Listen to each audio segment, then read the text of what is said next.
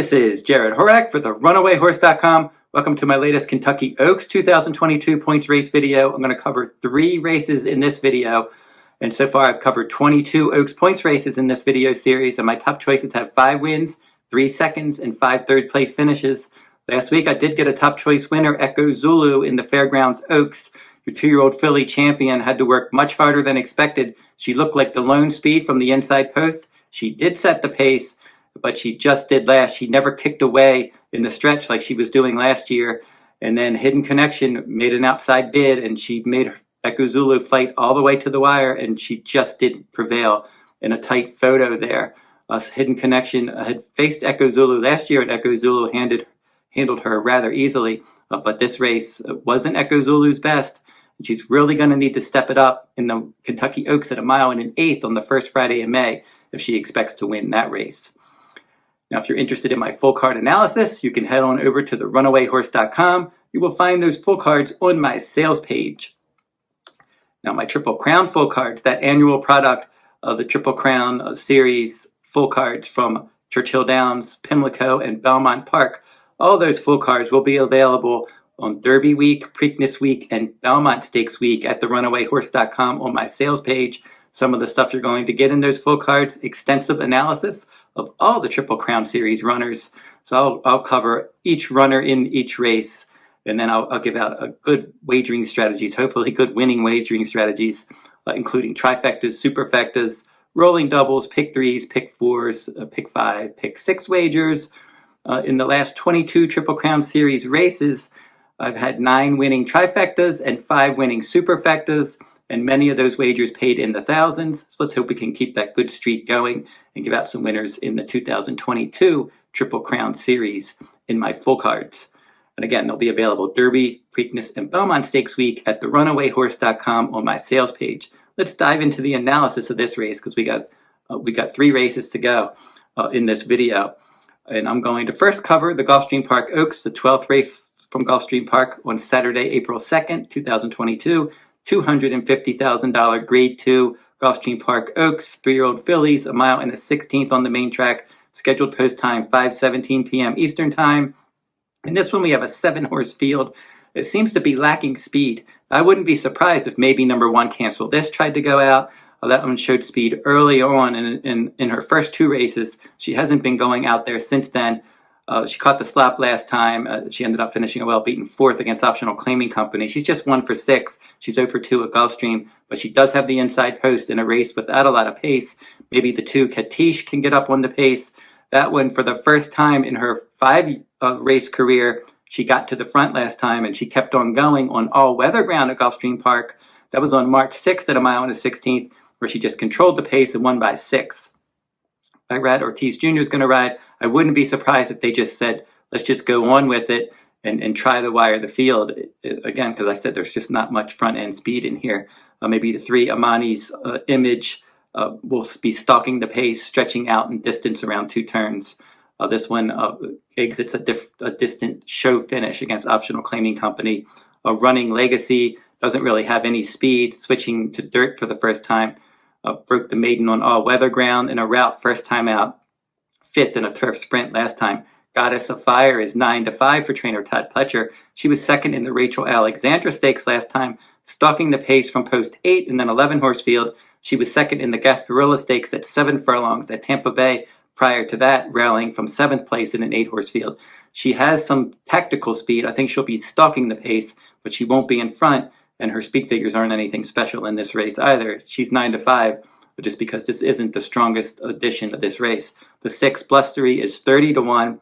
Broke the maiden by 5 lengths in a maiden claiming race last time at 7 furlongs at Gulfstream Park. She claimed out of that race for $35,000 and now ends up in this race. And I wouldn't be surprised if they tried to get a little forward with her, stretching out to 2 turns in her 3rd start after a layoff. And then Kathleen O is number 7. She's the 4-5 morning line favorite. And I'm going to pick her on top in here just because I don't think there's a lot of depth to this race. She's 2 for 2 at Gulfstream. She's 3 for 3 overall. She won the Cash Run Stakes 2nd time out.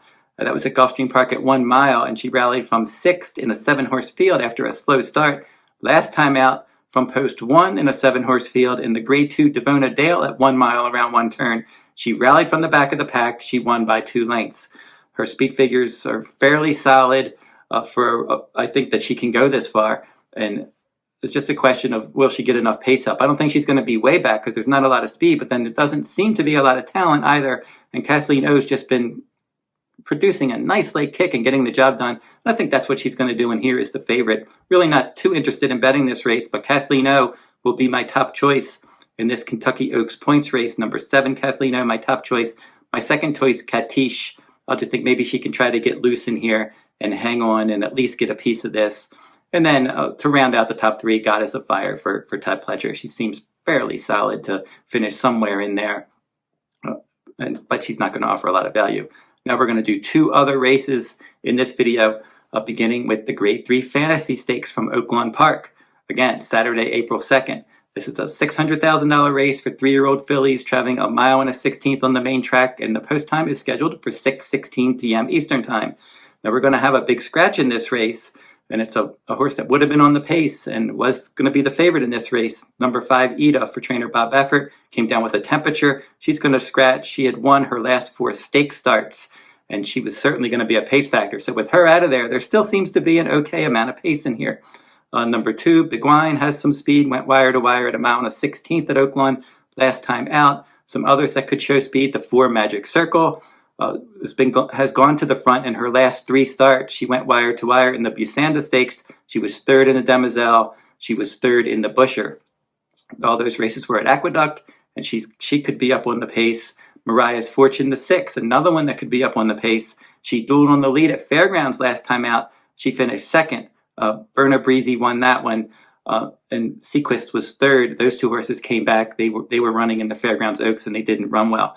But prior to that, she tracked the pace from 2nd in the mud at Oakland, and she won by 8 lengths, breaking her maiden in that race.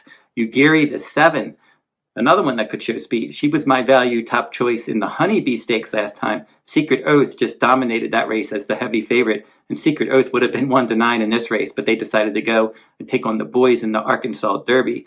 But Yuugiri battled on the pace that day. In the Goldenrod Stakes, she set the pace last year. She finished 2nd, beaten a length. And then she broke her maiden at 6 furlongs at Churchill. She was up on the pace. So as you can see, there are multiple horses that are going to be up on the pace. Even number 9, Bubble Rock.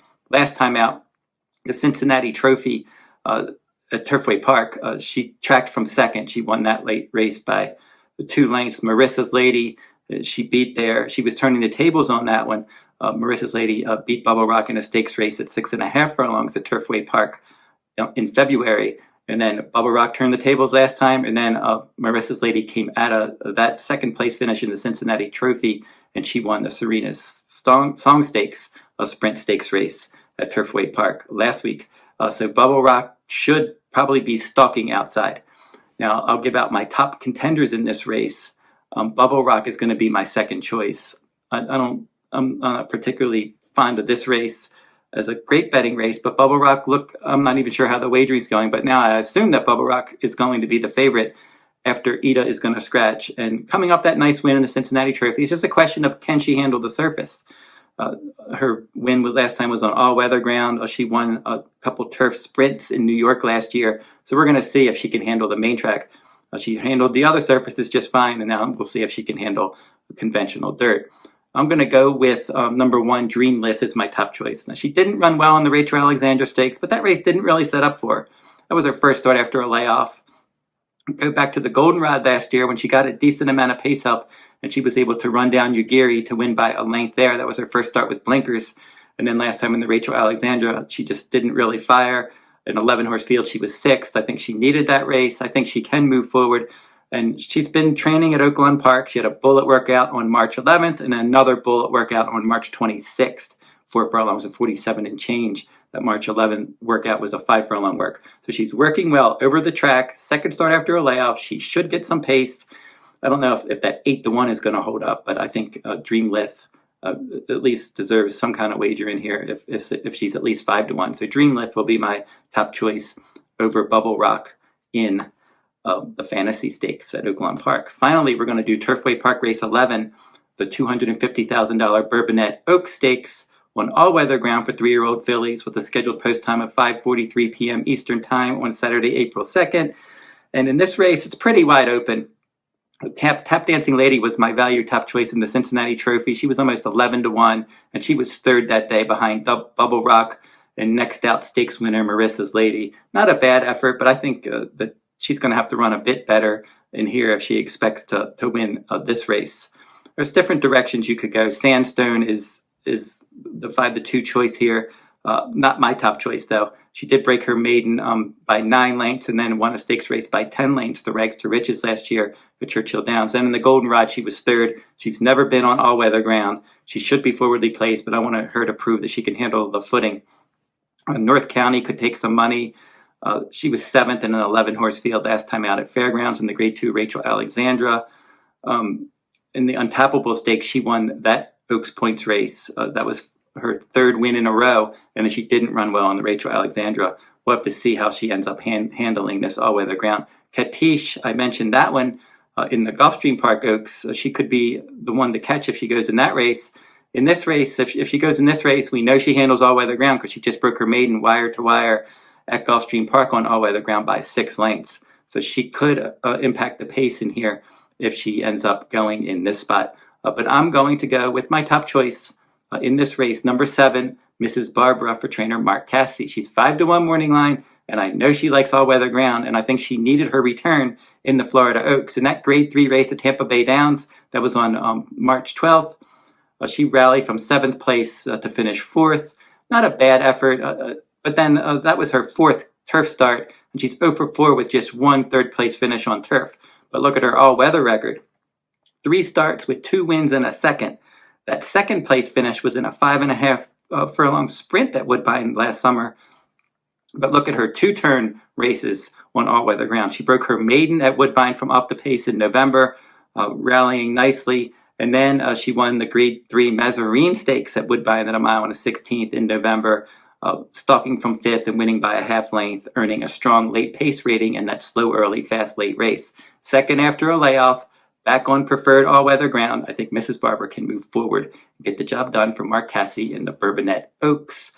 So don't forget to like, subscribe, and comment if you like this content. And that will wrap up this week's videos for the Oaks and Derby series. I'll be back next week. I'll be covering more Oaks and Derby video series races. Until then, good luck at the races.